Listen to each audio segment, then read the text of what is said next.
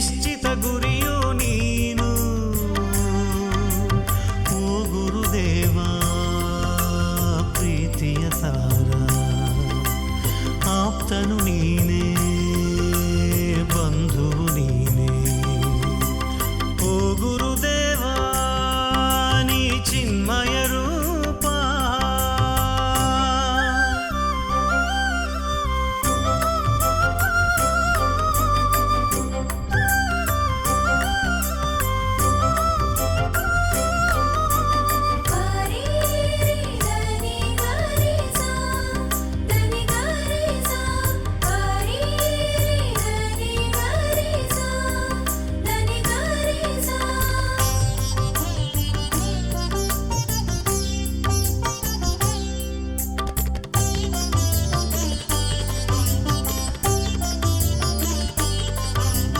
ಸತ್ಯದರ್ಶಕ ನೀನೆ, ಸತ್ಯಪೂರ್ಣನು ನೀನೆ, ಸರ್ವವ್ಯಾಪಿಯು ನೀನೆ, ವಿಶ್ವಜ್ಯೋತಿಯು ನೀನೆ. ಸತ್ಯದರ್ಶಕ ನೀನೆ, ಸತ್ಯಪೂರ್ಣನು ನೀನೆ, ಸರ್ವವ್ಯಾಪಿಯು ನೀನೆ, ವಿಶ್ವಜ್ಯೋತಿಯು ನೀನೆ.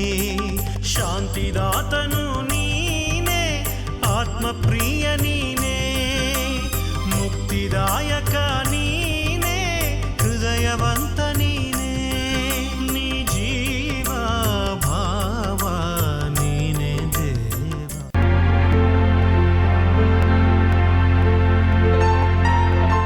ನಮಸ್ಕಾರ ವೀಕ್ಷಕರೇ, ಮೈತ್ರಿ ಕ್ರಿಯೇಷನ್ಸ್ ಅರ್ಪಿಸುವ ದಿವ್ಯಾಶೀರ್ವಾದ ಕ್ರೈಸ್ತ ಚಿಂತನ ಮಂಥನ ಕನ್ನಡ ಕಾರ್ಯಕ್ರಮಕ್ಕೆ ಹಾಗೂ ಜನತಾ ಕನ್ನಡ ಕಾರ್ಯಕ್ರಮದ ವೀಕ್ಷಕರಾದ ನಿಮ್ಮೆಲ್ಲರಿಗೂ ಕ್ರಿಸ್ಮಸ್ ಹಬ್ಬದ ಶುಭಾಶಯಗಳೊಂದಿಗೆ ಈ ಕಾರ್ಯಕ್ರಮವನ್ನು ಪ್ರಾರಂಭಿಸ್ತಾ ಇದ್ದೇವೆ. ಕೋಲಾರ ಬಾಲಕಿಯರ ಮೆಥಡಿಸ್ಟ್ ಶಾಲೆಗೆ ಬಹಳಷ್ಟು ಹಳೆಯದಾದ ಚರಿತ್ರೆ ಇದೆ. ಸುಮಾರು 100 ವರ್ಷಗಳ ಮೇಲ್ಪಟ್ಟು ಶಿಕ್ಷಣ ರಂಗದಲ್ಲಿ ಸೇವೆಯನ್ನು ಸಲ್ಲಿಸುತ್ತಾ ಇದ್ದೇವೆ. ಈ ಶಾಲೆಯಲ್ಲಿ ಸಾವಿರಾರು ಮಕ್ಕಳು ಜ್ಞಾನವನ್ನು ಪಡೆದವರಾಗಿ ದೇಶ ವಿದೇಶಗಳಲ್ಲಿ ಮತ್ತು ವಿವಿಧ ರಂಗಕ್ಷೇತ್ರಗಳಲ್ಲಿ ಸೇವೆಯನ್ನು ಸಲ್ಲಿಸುತ್ತಿದ್ದಾರೆ. ಈ ಸಂಸ್ಥೆಯು ಕೋಲಾರ ನಗರದ ಹೆಣ್ಣು ಮಕ್ಕಳಿಗೆ ಒಂದು ವರದಾನವಾಗಿದೆ. ಈ ಶಾಲೆಯ ಮುಖಾಂತರ ಹೆಚ್ಚಿನ ಸೇವೆ ಮುಂದುವರಿಯಲಿದೆ. ನಮ್ಮ ಸಂಸ್ಥೆಯ ಅಧ್ಯಕ್ಷರು ಬಿಷಪ್ಪರು ಆದ NL ಕರ್ಕರೆ, ಶ್ರೀಮತಿ ಕಮಲ್ ಕರ್ಕರೆ ಹಾಗೂ ಉಪಾಧ್ಯಕ್ಷರಾದ ರೆವರೆಂಡ್ ಕ್ರಿಸ್ಟಫರ್ ಡೇವಿಡ್ ಅಯ್ಯನವರು, ಪ್ರಾಂಶುಪಾಲರಾದ ಶ್ರೀಯುತ ರಜನಿಕಾಂತ್ ಸರ್ ಅವರು ಮತ್ತು ಮುಖ್ಯೋಪಾಧ್ಯಾಯಿನಿಯಾದ ಶ್ರೀಮತಿ R ಹೇಮಾ ಫೆಡ್ರಿಕ್ ರವರು ಹಾಗೂ ಶಾಲೆಯ ಎಲ್ಲ ಶಿಕ್ಷಕ ವೃಂದದವರು ಮತ್ತು ಆಡಳಿತ ಮಂಡಳಿಯವರ ವತಿಯಿಂದ ಕ್ರಿಸ್ಮಸ್ ಹಾಗೂ ಹೊಸ ವರ್ಷದ ಶುಭಾಶಯಗಳನ್ನು ತಿಳಿಸುತ್ತೇನೆ. ಪ್ರಿಯರೇ, ಈ ದಿನ ಮೆಥಡಿಸ್ಟ್ ಬಾಲಕಿಯರ ಪ್ರೌಢಶಾಲೆಯ ಶಿಕ್ಷಕ ವೃಂದದವರಾದ ನಾವೆಲ್ಲರೂ ದೇವರ ಆರಾಧನೆಗೋಸ್ಕರ ಒಂದು ಗೀತೆಯನ್ನು ಹಾಡಲಿದ್ದೇವೆ. ಬನ್ನಿ, ನೀವೆಲ್ಲರೂ ನಮ್ಮ ಕೂಡ ಸೇರಿ ದೇವರನ್ನು ಸ್ತುತಿಸೋಣ.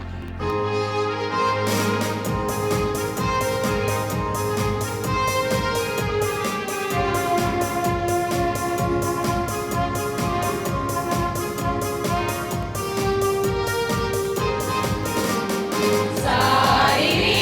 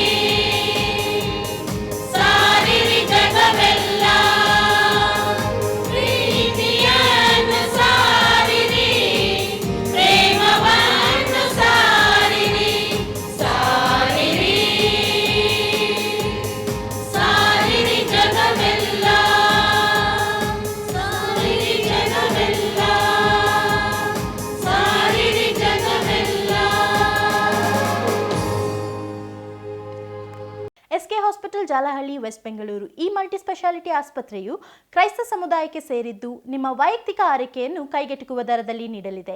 ನಮ್ಮಲ್ಲಿ ಸುಸಜ್ಜಿತ ಲ್ಯಾಬೊರೇಟರಿ, ಅತ್ಯುತ್ತಮ ದರ್ಜೆಯ ICU, NICU, OT ಹಾಗೂ ಲೇಬರ್ ವಾರ್ಡ್ನ ಸೌಲಭ್ಯವಿದೆ. ನೀವು ಸ್ಪೆಷಲ್, ಸೆಮಿ ಸ್ಪೆಷಲ್ ಹಾಗೂ ಜನರಲ್ ವಾರ್ಡ್ಗಳನ್ನು ನಿಮ್ಮ ಆರೈಕೆಗಾಗಿ ಆಯ್ಕೆ ಮಾಡಿಕೊಳ್ಳಬಹುದು. ತುರ್ತು ಸೇವೆಗಾಗಿ ಸಂಪರ್ಕಿಸಿ 9986664560. ನಿಮಗೆ ದೇವರನ್ನು ತಿಳಿಯುವ ಕುತೂಹಲವಿದೆಯೇ? ನಿಮಗೆ ಜೀವನದ ಬಗ್ಗೆ, ಸಾವಿನ ಬಗ್ಗೆ, ಸಾವಿನ ನಂತರದ ಜೀವನದ ಬಗ್ಗೆ ತಿಳಿಯಲು ಆಸಕ್ತಿ ಇದೆಯೇ? ಪ್ರಭು ಏಸು ಕ್ರಿಸ್ತನನ್ನು ವೈಯಕ್ತಿಕವಾಗಿ ತಿಳಿಯಬೇಕೇ? ಉಚಿತ ಪುಸ್ತಕಗಳಿಗಾಗಿ ಹಾಗೂ ಸಂದೇಹ ಸಮಾಲೋಚನೆಗಳಿಗಾಗಿ ಸಂಪರ್ಕಿಸಿ ಮೈತ್ರಿ charitable trust, number 55, Benson cross road, Benson town, Bengaluru 560046.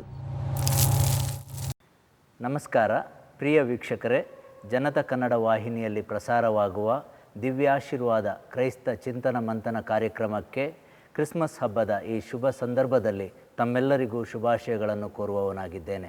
1910ರಲ್ಲಿ ಪ್ರಾರಂಭವಾದ ETCM, ಅದರ ಪೂರ್ತಿ ನಾಮಧೇಯ ಎಲೆನ್ ತೋಬನ್ ಕಾವನ್ ಮೆಮೋರಿಯಲ್ ಆಸ್ಪತ್ರೆಯು 106 ವರ್ಷಗಳಿಂದ ಕೋಲಾರ ಮತ್ತು ಸುತ್ತಮುತ್ತಲಿನ ಪ್ರದೇಶಗಳಲ್ಲಿ ಆರೋಗ್ಯ ಹಾಗೂ ಸಾಮಾಜಿಕ ಏಳಿಗೆಗಾಗಿ ಅತ್ಯುತ್ತಮ ಗುಣಮಟ್ಟದ ಸಲಕರಣೆಗಳು ಮತ್ತು ಉತ್ಕೃಷ್ಟ ವೈದ್ಯಕೀಯ ಮೇಲ್ವಿಚಾರಣೆ ಒಳಗೊಂಡು ಅವಿರತವಾಗಿ ಜನಸೇವೆಯನ್ನು ಸಲ್ಲಿಸುತ್ತಾ ಬಂದಿದೆ. ಈ ಸಂಸ್ಥೆಯಲ್ಲಿ ವಿಶೇಷ ಗುಣಮಟ್ಟದ ನರ್ಸಿಂಗ್, ಲ್ಯಾಬ್, ಎಕ್ಸ್ರೇ ಮತ್ತು OT ಟೆಕ್ನಿಷಿಯನ್ ತರಬೇತಿಯನ್ನು ಅನೇಕರು ಪಡೆದು ಇಂದು ಪ್ರಪಂಚದಾದ್ಯಂತ ಸೇವಾನಿರತರಾಗಿದ್ದಾರೆ. ಅನೇಕ ಹಿತೈಷಿಗಳು, ಫಲಾನುಭವಿಗಳು, ಹಿತಚಿಂತಕರ ಪ್ರಾರ್ಥನೆ ಮತ್ತು ಅವರ ಉತ್ತೇಜನದಿಂದ ಈ ಸಂಸ್ಥೆಯು ಸುಗಮವಾಗಿ ಮುನ್ನಡೆಯುತ್ತಿದೆ. ಅಧ್ಯಕ್ಷರು ಬಿಷಪ್ NL ಕರ್ಕರೆ ಹಾಗೂ ಜಿಲ್ಲಾ ಮೇಲ್ವಿಚಾರಕರು ರೆವರೆಂಡ್ ಡೇವಿಡ್ ಕ್ರಿಸ್ಟೋಫರ್ ಮತ್ತು ETCM ಕುಟುಂಬದ ಪರವಾಗಿ ತಮ್ಮೆಲ್ಲರಿಗೂ ಕ್ರಿಸ್ತ ಜಯಂತಿಯ ಮತ್ತು ಹೊಸ ವರ್ಷದ ಶುಭಾಶಯಗಳನ್ನು ಕೋರುವವನಾಗಿದ್ದೇನೆ. ಕರ್ತನಲ್ಲಿ ಪ್ರಿಯ ದೇವ ಜನರೇ, ಈ ಉದಯ ಕಾಲದಲ್ಲಿ ದಿವ್ಯಾಶೀರ್ವಾದ TV ಚಾನೆಲ್ ಮುಖಾಂತರ ದೇವರ ಸನ್ನಿಧಿಯಲ್ಲಿ ನಾವು ಕುಳಿತುಕೊಂಡು ದೇವರನ್ನು ಧ್ಯಾನಿಸುವಂಥದ್ದು ನಮ್ಮ ಭಾಗ್ಯವೂ ಆಗಿದೆ. ಕಳೆದ ರಾತ್ರಿ ತಂದೆಯಾದ ದೇವರು ನಮಗೆ ಒಳ್ಳೆಯ ವಿಶ್ರಾಂತಿಯನ್ನು ದಯಪಾಲಿಸಿ ಈ ದಿನವನ್ನು ನೋಡುವಂಥ ಭಾಗ್ಯವನ್ನು ಕೊಟ್ಟಿರೋದಕ್ಕೋಸ್ಕರವಾಗಿ ನಾವು ದೇವರನ್ನು ಕೊಂಡಾಡೋಣ. ನಾವು ಈಗ ಕ್ರಿಸ್ತನ ಆಗಮನದ ಕಾಲದಲ್ಲಿ ನಾವು ಇದ್ದೇವೆ. ಪುನಃ ಮತ್ತೊಂದು ಆವರ್ತಿ ಕ್ರಿಸ್ತ ಜಯಂತಿಯ ಈ ದಿನಗಳನ್ನು ನೋಡಲು, ಸವಿಯಲು, ಆನಂದಿಸಲು ದೇವರು ನಮಗೆ ಒಳ್ಳೆಯ ಅವಕಾಶವನ್ನು ಮಾಡಿಕೊಟ್ಟಿದ್ದಾನೆ. ಕ್ರಿಸ್ತ ಜಯಂತಿಯು ಕೇವಲ ಒಂದು ದೇಶದಲ್ಲಿ ಮಾತ್ರವೇ ಅಲ್ಲ, ಇದು ಒಂದು ಜಾಗತಿಕ ಹಬ್ಬವೂ ಆಗಿದೆ. ಎಲ್ಲ ದೇಶಗಳಲ್ಲಿ ಇದನ್ನು ಆಚರಿಸುವಂಥವರು ಆಗಿದ್ದೇವೆ ಪ್ರಿಯರೇ. ಕ್ರಿಸ್ತ ಜಯಂತಿ ಎಂಬುದಾಗಿ ಹೇಳುವಾಗ 2000 ವರ್ಷಗಳ ಹಿಂದೆ ಯೇಸು ಕ್ರಿಸ್ತನು ಮನುಷ್ಯನಾಗಿ ಬಂದಂಥ ಚಾರಿತ್ರಿಕ ಘಟನೆಯನ್ನು ನಾವು ಸ್ಮರಿಸುವಂಥವರು ಆಗಿದ್ದೇವೆ ಪ್ರಿಯರೇ. ನಮ್ಮ ಮುಂದೆ ಒಂದು ಪ್ರಶ್ನೆ ಬರ್ತದೆ, ದೇವರು ಯಾಕೆ ಈ ಲೋಕಕ್ಕೆ ಬಂದನು? ದೇವರು ಯಾಕೆ ಈ ಲೋಕಕ್ಕೆ ಬಂದನು? ಒಂದಾನೊಂದು ಸಾರಿ ಅಕ್ಬರ್ ಮಹಾರಾಜರು ತಮ್ಮ ಮಂತ್ರಿಗಳಿಗೆ ಪ್ರಶ್ನೆ ಮಾಡಿದರು, ಬೀರ್ಬಲ್ಗೆ, ದೇವರು ಯಾಕೆ ಈ ಲೋಕಕ್ಕೆ ಬಂದನು? ಈ ಪ್ರಶ್ನೆ ಕೇಳುವಾಗ ಬೀರ್ಬಲ್ಗೆ ಉತ್ತರ ಕೊಡಲಿಕ್ಕೆ ಆಗಲಿಲ್ಲ. ಆಗ ಅವರು ಅಕ್ಬರ್ ಮಹಾರಾಜರಿಗೆ ಸ್ವಲ್ಪ ಸಮಯ ಕೇಳಿದರು. ಮಹಾರಾಜರೇ, ನನಗೆ 1 ವಾರ ಕಾಲಾವಕಾಶ ತಾವು ಮಾಡಿಕೊಟ್ಟರೆ ನಾನು ಉತ್ತರ ಹೇಳುತ್ತೇನೆಂಬುದಾಗಿ ಅವರು ಹೇಳಿದರು. ಅದಕ್ಕೆ ಮಹಾರಾಜರು ಒಪ್ಪಿದರು. ಇತ್ತ ಕಡೆ ಬೀರ್ಬಲ್ ಈ ಮಂತ್ರಿಗಳು ಬಹಳ ಆಲೋಚನೆ ಮಾಡಿದರು, ಹೇಗೆ ಉತ್ತರಿಸಬೇಕು, ಏನು ಉತ್ತರ ಹೇಳಬೇಕೆಂಬುದಾಗಿ ಅವರು ಬಹಳ ಆಲೋಚನೆ ಮಾಡುತ್ತಾ ಹೋದರು. ಒಂದು ವಾರ ಸಮಯವು ಕಳೆಯುವಾಗ ಒಂದು ಮಧ್ಯಾಹ್ನ ಬೀರ್ಬಲ್ ತನ್ನ ಅರಸ ಅಕ್ಬರ್ ಅವರನ್ನು ಅರಮನೆಯ ಪಕ್ಕದಲ್ಲಿರುವಂಥ ಒಂದು ತೋಟಕ್ಕೆ ಅವರನ್ನು ಕರೆಕೊಂಡು ಹೋದರು. ಆ ಮಧ್ಯಾಹ್ನ ಆ ತೋಟದಲ್ಲಿ ವಿಹಾರಿಸ್ತಾ ಇದ್ದರು. ದೂರದಲ್ಲಿ ಒಂದು ಈಜುಕೊಳ ಇತ್ತು. ಆ ಈಜುಕೊಳದಲ್ಲಿ ಕೆಲವು ಜನ ಸೇವಕರು ಅರಸನ ಮಗನಿಗೆ ಈಜು ಕಲಿಸುತ್ತಾ ಇದ್ದರು.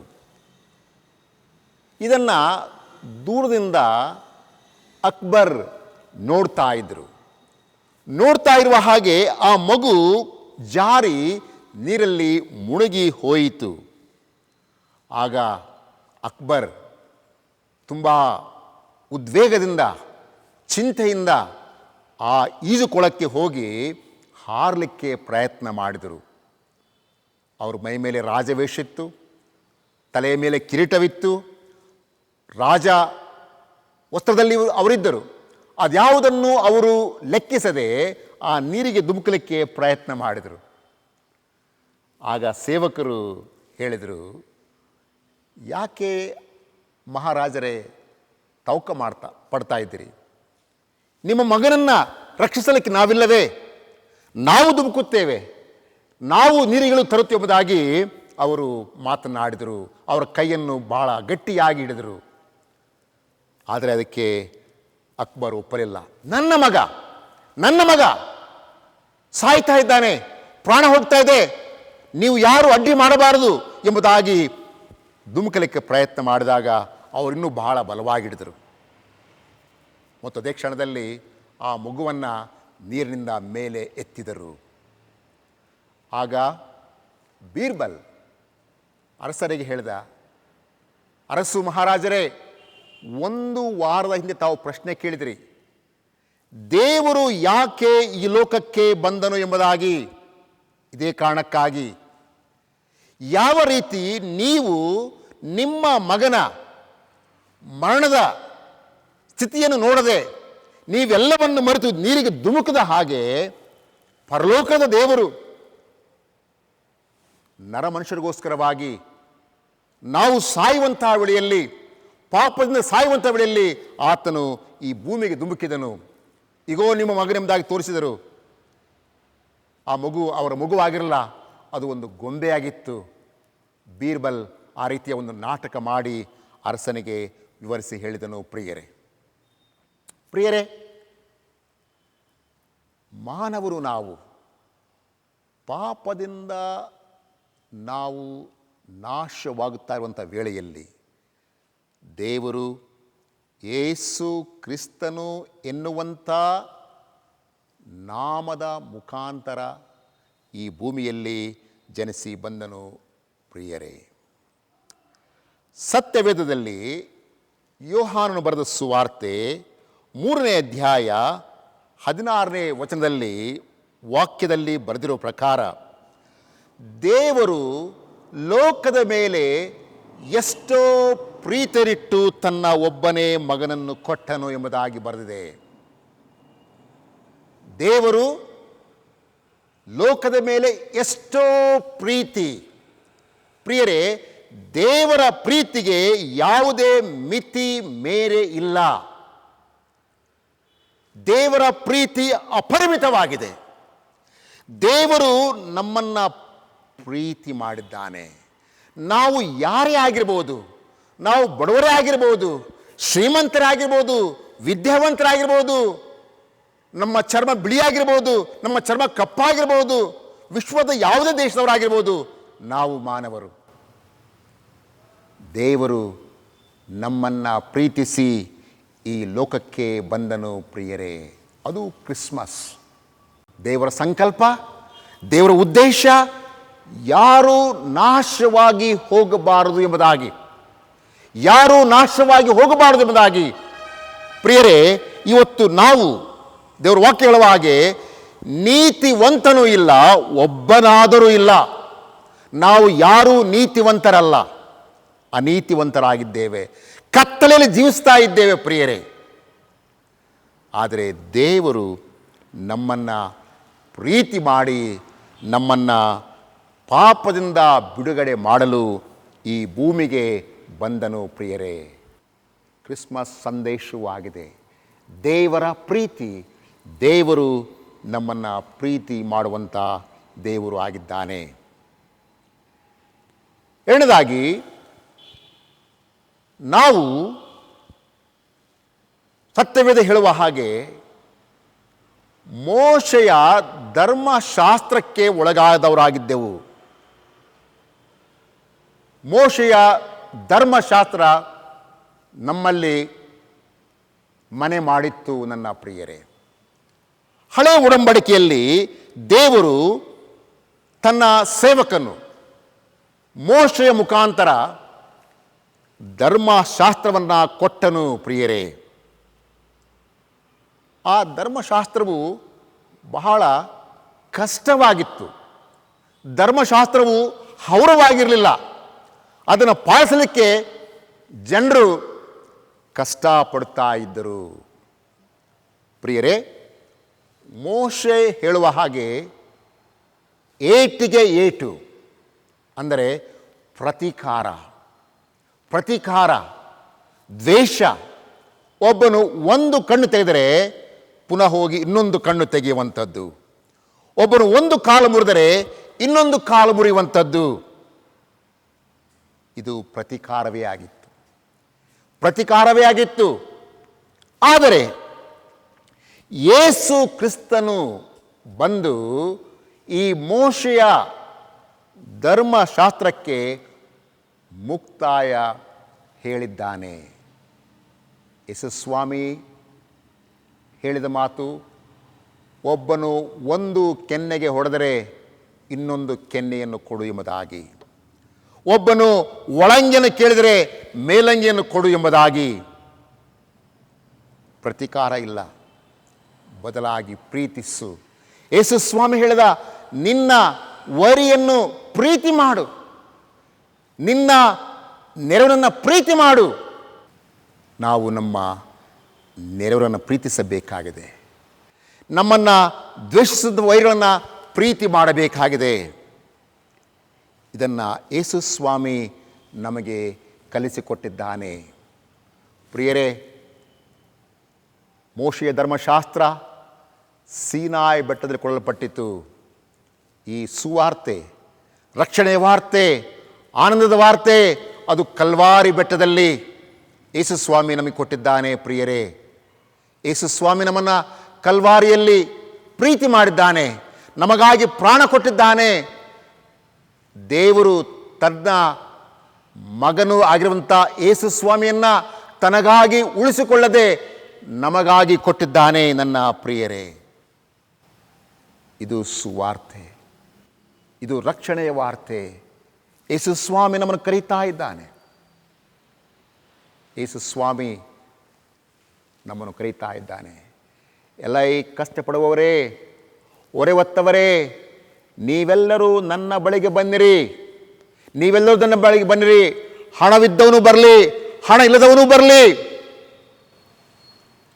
ಇದು ಯೇಸುಸ್ವಾಮಿ ಕೊಡುವಂಥ ಒಂದು ಕರೆಯೂ ಆಗಿದೆ. ಪ್ರಿಯರೇ, ಧರ್ಮಶಾಸ್ತ್ರ ನಿನ್ನನ್ನು ಪಾಪಿ ಎಂಬುದಾಗಿ ಕರೀತದೆ, ನೀನು ಪಾಪಿ ಎಂಬುದಾಗಿ ಕರೀತದೆ.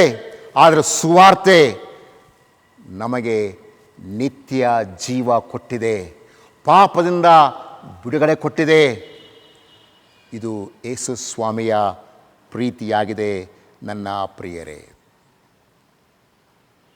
ಯೇಸುಸ್ವಾಮಿ ಬರುವಿಕೆಯನ್ನು ಹಳೆ ಒಡಂಬಡಿಕೆಯಲ್ಲಿ ಅನೇಕ ಪ್ರವಾದಿಗಳು ಹೇಳಿದರು. ಪ್ರಿಯರೇ, ಅದೇ ಪ್ರಕಾರವಾಗಿ ವೇದಗಳಲ್ಲಿ ಕೂಡ ಆತನ ಬರುವಿಕೆಯನ್ನು ಮುಂಚಿತವಾಗಿ ತಿಳಿಸಲ್ಪಟ್ಟಿದೆ. ಪ್ರಿಯರೇ, ನಾನು ಒಂದು ಶ್ಲೋಕವನ್ನು ನಿಮ್ಮ ಮುಂದೆ ಹೇಳಲಿಕ್ಕೆ ಇಷ್ಟಪಡುತ್ತೇನೆ. ಪ್ರಿಯರೇ, ಒಂದು ಶ್ಲೋಕ ಈ ರೀತಿಯಲ್ಲಿದೆ: ಓಂ ಶ್ರೀ ದರಿದ್ರಾಯ ನಮಃ, ಓಂ ಶ್ರೀ ದರಿದ್ರಾಯ ನಮಃ ಅಂದರೆ ದರಿದ್ರನಾಗಿ ಬಂದವನಿಗೆ ನಮಸ್ಕಾರ ಮಾಡುತ್ತೇವೆ. ಪ್ರಿಯರೇ, ಯೇಸು ಸ್ವಾಮಿ ದರಿದ್ರನಾಗಿ ದೀನನಾಗಿ ಆತನು ದನ ಕಟ್ಟುವಂಥ ಗೋದಲೆಯಲ್ಲಿ ಆತನು ಜನಿಸಿ ಬಂದನು. ಪರಲೋಕವನ್ನು ತ್ಯಾಗ ಮಾಡಿ ದರಿದ್ರನಾಗಿ ನಮ್ಮ ಬಳಿಯಲ್ಲಿ ಬಂದನು. ಪ್ರಿಯರೇ, ಮುಂದುವರೆದು ಹೇಳ್ತದೆ, ಓಂ ಶ್ರೀ ಕನ್ನಿಕಾ ಸುಧಾಯ ನಮಃ. ಓಂ ಶ್ರೀ ಕನ್ನಿಕಾ ಸುಧಾಯ ನಮಃ. ಅದರ ಅರ್ಥ, ಕನ್ನಿಕೆಯಲ್ಲಿ ಹುಟ್ಟಿದವನಿಗೆ ನಮಸ್ಕಾರ ಮಾಡುತ್ತೇವೆ. ಕನ್ನಿಕೆಯಲ್ಲಿ ಹುಟ್ಟಿದವನಿಗೆ ನಮಸ್ಕಾರ ಮಾಡುತ್ತೇವೆ. ಮರಿಯಳು ಕನ್ಯೆ, ಮದುವೆಯಾಗದ ಕನ್ಯೆ, ಮದುವೆಯಾಗದ ಕನ್ಯೆಯ ಹೊಟ್ಟೆಯಲ್ಲಿ ಯೇಸು ಸ್ವಾಮಿ ಜನಿಸಿ ಬಂದನು. ಪ್ರಿಯರೇ, ಕರ್ತನಲ್ಲಿ ಪ್ರಿಯರೇ, ಮೂರದಾಗಿ ಓಂ ಶ್ರೀ ವೃಕ್ಷ ಸ್ವಲತಯ ನಮಃ ಅಂದರೆ ಮರಕ್ಕೆ ಮೊಳೆಗಳಿಂದ ಹೊಡೆಯಲ್ಪಟ್ಟವನಿಗೆ ನಾವು ನಮಸ್ಕಾರ ಮಾಡುತ್ತೇವೆ. ಯೇಸು ಸ್ವಾಮಿ ಮೊಳೆಗಳಲ್ಲಿ ತೇಲಾಡಿದನು. ಪ್ರಿಯರೇ, ಮತ್ತು ಕೊನೆಯದಾಗಿ ಹೇಳ್ತಾನೆ, ಓಂ ಶ್ರೀ ಪಂಚಕಾಯ ನಮಃ. ಪಂಚಕಾಯ ಅಂದರೆ ಯೇಸು ಸ್ವಾಮಿ ದೇಹದಲ್ಲಿ 5 ಗಾಯಗಳಿವೆ. 2 ಕೈಯಲ್ಲಿ ಆತ ಗಾಯಗಳು, 2 ಕಾಲಿನಲ್ಲಿ ಗಾಯಗಳು, ಆತನ ಪಕ್ಕೆಯಲ್ಲಿ ಗಾಯ. ಈ ಗಾಯಗಳು ನನಗಾಗಿ ನಿಮಗಾಗಿ ಆಯಿತು. ಪ್ರಿಯರೇ, ಯೇಸು ಸ್ವಾಮಿ ತನ್ನ ಪ್ರೀತಿಯನ್ನು ಕಲ್ವಾರಿಯಲ್ಲಿ ತೋರಿಸಿದ್ದಾನೆ ಮತ್ತು ನಮ್ಮನ್ನು ತನ್ನ ಪುತ್ರರನ್ನಾಗಿ ಮಾಡಿಕೊಂಡಿದ್ದಾನೆ. ನಾವೆಲ್ಲ ಆತನ ಮಕ್ಕಳು, ಯಾವ ಭೇದ ಭಾವ ಇಲ್ಲ. ನಾವು ಆತನ ಬಳಿಗೆ ಬರುವಾಗ ನಮ್ಮನ್ನು ಪ್ರೀತಿ ಮಾಡುವಂತಹ ದೇವರು, ಕಾಪಾಡುವಂತಹ ದೇವರಾಗಿದ್ದಾನೆ. ಪ್ರಿಯರೇ, ಆತನನ್ನು ನಾವು ಸ್ವೀಕರಿಸೋಣ.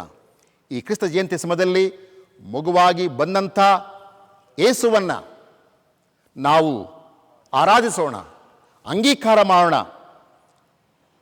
ತಂದೆಯಾದ ದೇವರು ಯೇಸು ಕ್ರಿಸ್ತನ ಮುಖಾಂತರ ತಮ್ಮನ್ನು ಆಶ್ವಸಿಸಲಿ.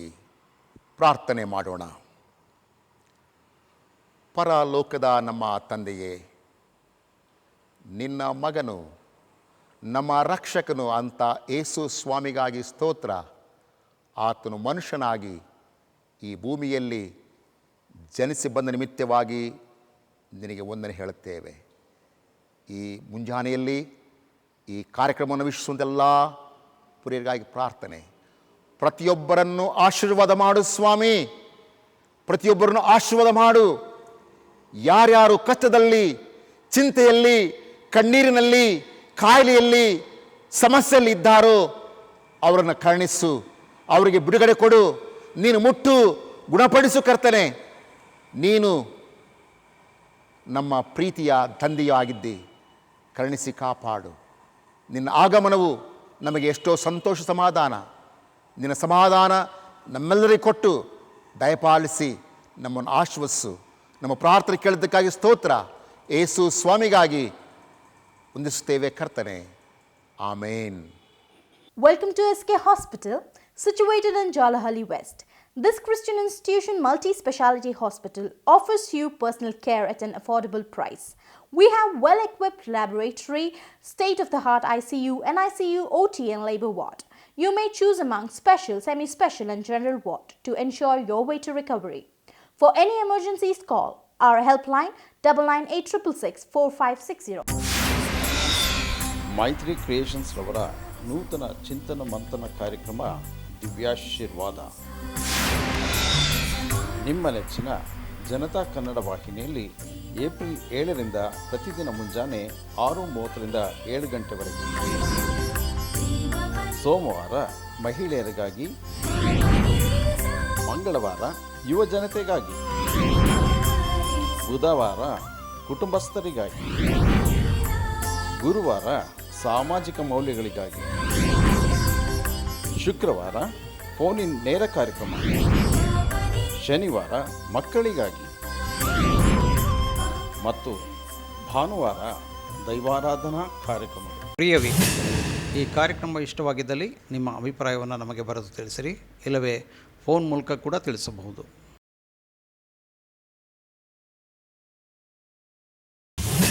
ನಿಮ್ಮ ಪ್ರಾರ್ಥನಾ ಬೇಡಿಕೆಗಳಿದ್ದಲ್ಲೂ ನಮಗೆ ಬರೆದು ತಿಳಿಸಿ, ಇಲ್ಲವೇ ಫೋನ್ ಕರೆ ಮಾಡಿ ನಮಗೆ ತಿಳಿಸಬಹುದು. ನಿಮಗಾಗಿ ನಾವು ಪ್ರಾರ್ಥಿಸ್ತೇವೆ. ಈ ಕಾರ್ಯಕ್ರಮದ ಪ್ರಸಾರ ನಿರಂತರವಾಗಿ ಮುಂದುವರಿಯಲು ನಿಮ್ಮ ಸಹಾಯದ ಅವಶ್ಯಕತೆ ಇದೆ. ನೀವು ದೇಣಿಗೆಯನ್ನು ನೀಡಿ ಸಹಕರಿಸಬಹುದು.